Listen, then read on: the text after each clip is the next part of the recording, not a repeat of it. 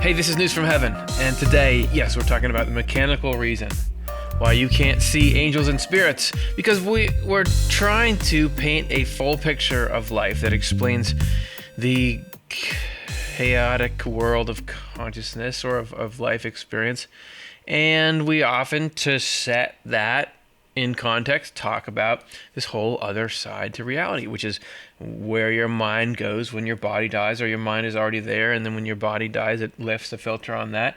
And we say that, look, and even not just an explanation of that sort of the space we operate in, but an explanation of how life is going to be okay, and how things are going to work out, and that there is truth and beauty and justice at the core of everything. To get to that explanation, we're often talking about that we survive as spirits, that there are angels, which is, us as spirits who have really become devoted to goodness and truth rather than evil and falsity. And it leaves us in this strange position here as we try to sort out all the negative stuff that disrupts our lives, of saying, well, if this stuff is really here, and it's such a crucial part of getting a satisfying understanding of life that seems to set everything in context and liberate us from some of this stuff here, why is this invisible? And can I get more of a system around why the limits of the physical side of experience exist like they exist? Why doesn't this feel more integrated? Okay, well, we'll try it. This is Divine Love and Wisdom, number 90. You can download for free and read along. Since angels are spiritual beings, they cannot live in any warmth or any light that is not spiritual. And if Swedenborg had like a Wikipedia, he has a Wikipedia, but one that was a little more contemporary, because his looks at him as like a historical figure. If he was alive today and had a Wikipedia, and it had a hobbies section, I think in his hobbies it would say, talking about warmth and light.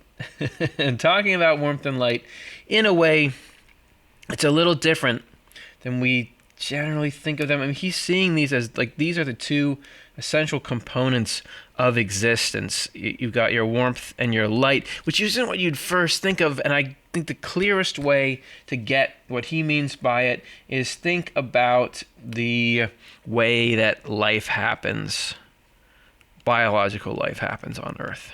You've got yourself a solar source of energy, and through that you have, he loves to use the example of seeds. Like, there are these little plant seeds in the ground. And if you're looking at the yearly cycles, only when there's enough of both of these, we'll say this is warmth radiating out from the sun. Wow, look at that. Really, warmth really does a lot. It really takes a lot of space. And then there's light, which is radiating out from the sun. It's when you get the combination of these two things that life sprouts. That if it's winter and you get plenty of light but not enough warmth, these things continue to lie dormant.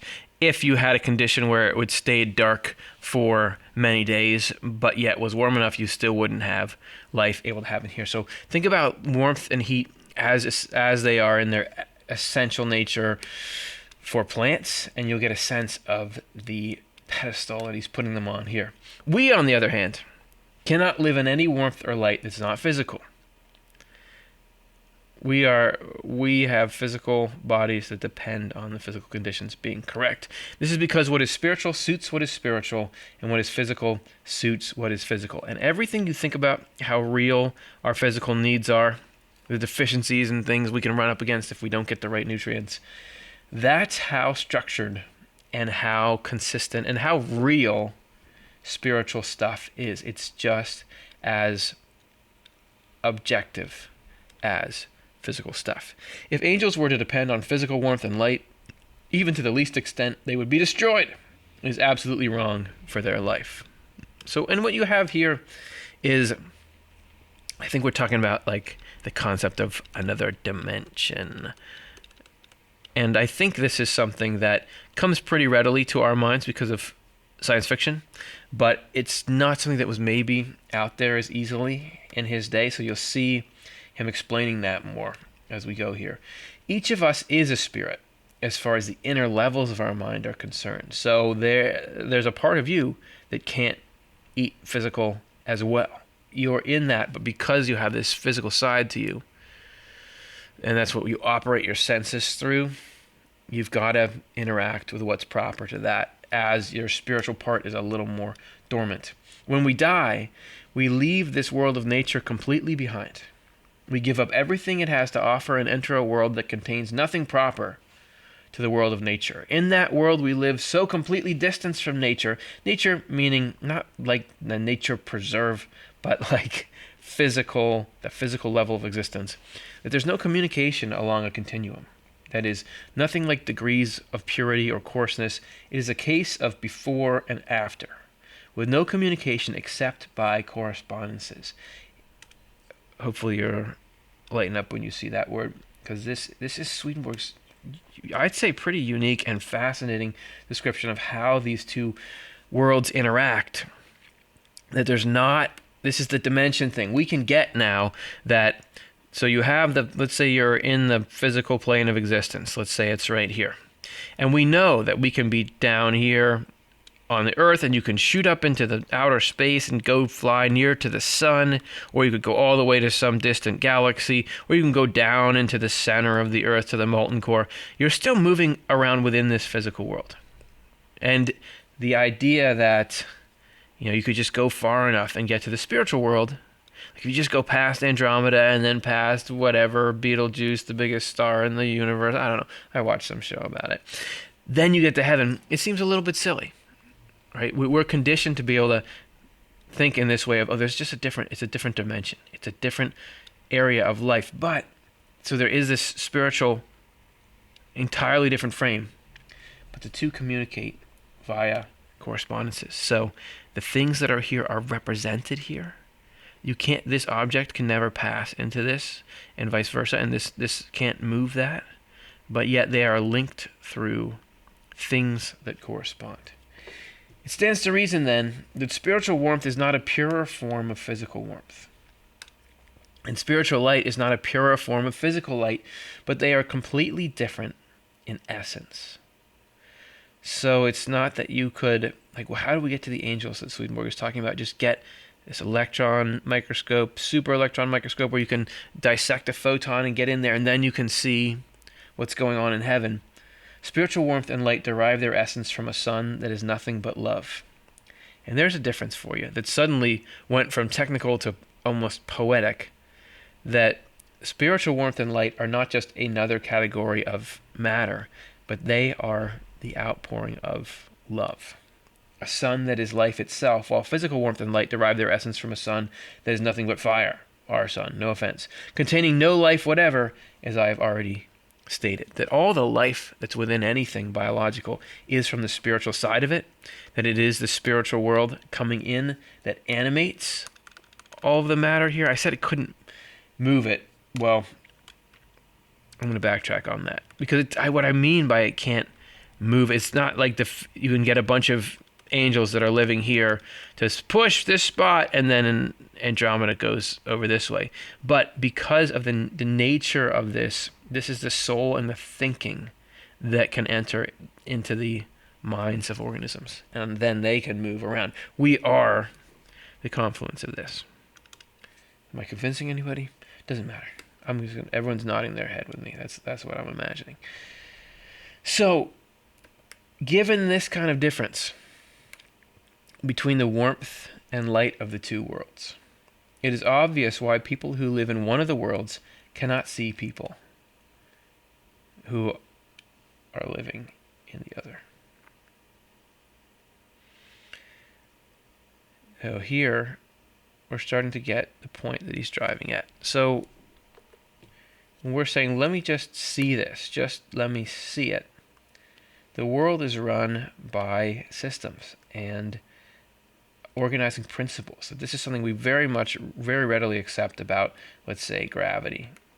That one of the things that drives people crazy about religious stuff is it seems to paint a picture of a world that doesn't really follow rules. Like everything, the more that we peer into the physical world, the more it is regimented by principles that govern everything. You can figure out the laws that govern everything. I know it's getting a little hairy in the quantum world, what's doing what there, but whatever it seems that the deeper, once we figure things out, there's a system to it. There's an order to it.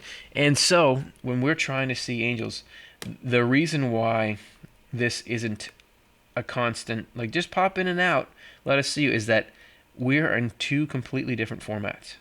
And to get to the point where Swedenborg was, where he had his spiritual eyes opened, there has to be this whole cascading system of internal spiritual work that allows for those conditions, right? That has been compromised by the state of the world. You think about the reason we can't go drink out of a river, the reason you can't pick up your phone. So you can't drink out of a river because the rivers are polluted. If you go drink out of a river, you'll get heavy metals and you'll get all kinds of problematic bacteria. In most places in the world, there's maybe a few that are left. It used to be that was the water fountain. Did you know that? That's how people got water. You just go outside and drink it from somewhere, or you can catch rainwater and drink it. You can't do that now because of the state of everything that we've done. And there's been a lot of cool stuff in it, but it does leave us with this world that you have to filter your water, right? And you can't pick up your phone because there are people, whenever you see a number you don't recognize, it's just somebody who's calling you, who's trying to scam you in some way or gather your information. This is the climate of the telecommunications world, which is really a reflection of the state of mind that makes it so you can't do that. So if you think about, those are two sides of it. There's the systematic kind of just look, the machine, if you can't drink out of the river, it's because the machine that's supposed to create drinking water has been compromised. That's like the moral choices that everybody's made going back thousands of years has made it so that we care more about superficial things. And as such, we don't have this open communication with heaven because all the complex machinery in there that's just as real as the stuff in the body can't operate. It's been polluted. But then the other side, which is like the calling on the phone, is that the spiritual world is full of us. You think about all the people who were living 100 years ago are there now, and there's just like now, there's these people who are using the phone system to scam us and cause us problems and steal our credit cards. There are people who would be using the spiritual world system to try to come and mess us up.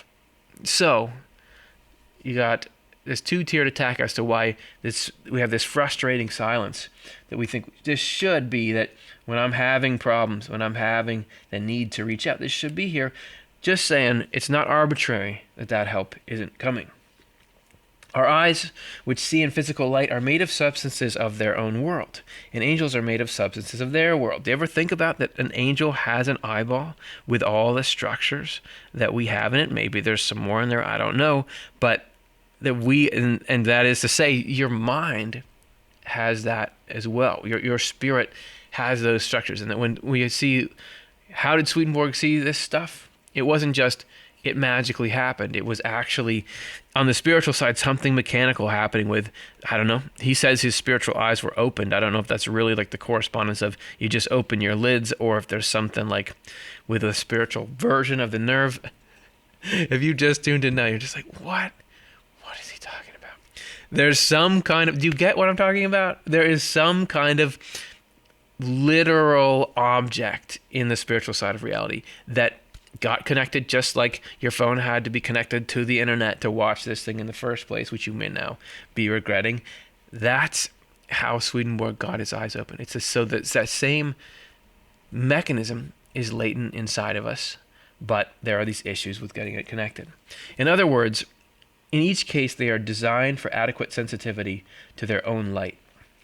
We can see from this what ignorance underlies the thinking of people who exclude from their faith any notion that angels and spirits are people simply because they do not see them with their own eyes. Now this, you see some of what's driving him to write here. I would say the idea that there are fully formed people in an afterlife is, again, pretty ubiquitous in pop culture. I think the near-death experience had a lot to do with this. There's all kinds of movies where people are portrayed like, oh, I see a dead relative, and they're a person, and they're in some kind of afterlife. Even in the first Star Wars movies, you see you know, Obi-Wan Kenobi, or is like at the end, Luke Skywalker is like, oh, look, there's Obi-Wan Kenobi. He's in some kind of afterlife with Darth Vader who turned good. We think of these people. Sorry if I spoiled the Star Wars movies from the 1970s for you.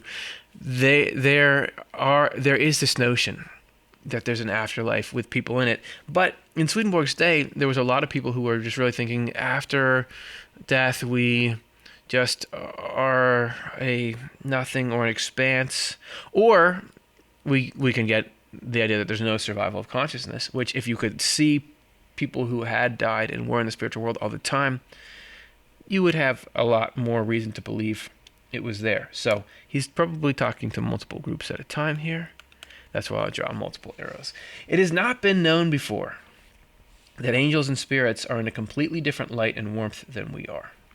It has not even been known that there was a different light and warmth. Human thought has not penetrated beyond the deeper or purer aspects of nature.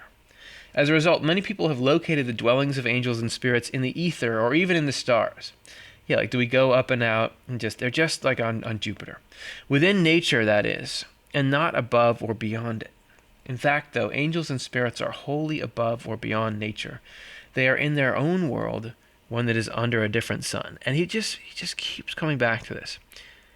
That something about that love, God's love and wisdom, play the role. And this is, I'm just telling you about what is correspondence, right?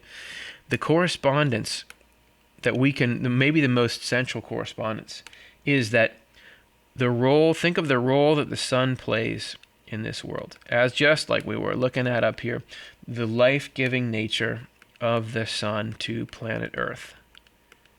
That same role is what God plays in the spiritual. God's love and wisdom. I mean, you could say God is over the whole thing, but there's a particular manifestation, which is going to be in a show we're working on for later this year about the spiritual, that involves the spiritual sun and the divine design. That is what God is inside of you, is doing the same thing as the sun. God is trying to bring truth and trying to bring love to us. And the things that awaken from that are not plants, but they are certain ways of believing and acting and living that come to life, not just in metaphorically, but they are playing the same role there. That is the linking of the two worlds.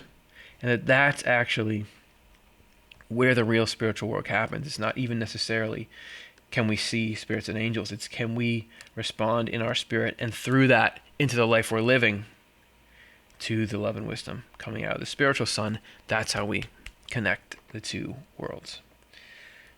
And then there's a different page here. Let's go to it. I know we're going to get there. Further. I knew we were going to go there because it says further. Since spatial intervals are only apparent in that world, as I have explained earlier, we cannot say that they are in the ether or in the stars. They are right with us. Oh, here we go. Here's a little take home. Angels are right with us, united to our own spirits in feeling and thought. Each of us is a spirit. That is the source of our thinking and intending. This means that the spiritual world is right where we are, not distanced from us in the least. In short, as far as the deeper levels of our minds are concerned, we are all in that world, surrounded by angels and spirits there.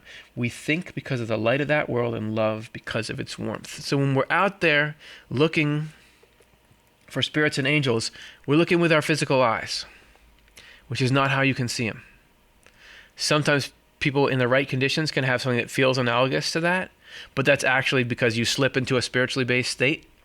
Which I don't know how that happens, but when we can't do that, when we're just in our regular, this is human physical life, and we hear people talk about this spiritual weird sounding stuff, we don't know if it's real, where can I see it? Where you look for it is in this spiritual looking and feeling, looking and loving, which is what you're understanding, the way you understand things, that's in spiritual light, and the way that you love things, that's the spiritual heat. So your closest connection with angels is there.